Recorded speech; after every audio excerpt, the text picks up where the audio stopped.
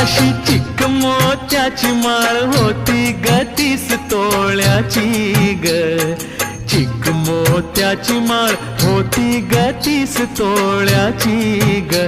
जसा गणपतीचा गोंडा चौरंगी लाल बावटा ग, गणपतीचा गोंडा चौरंगी लाल बावटा ग.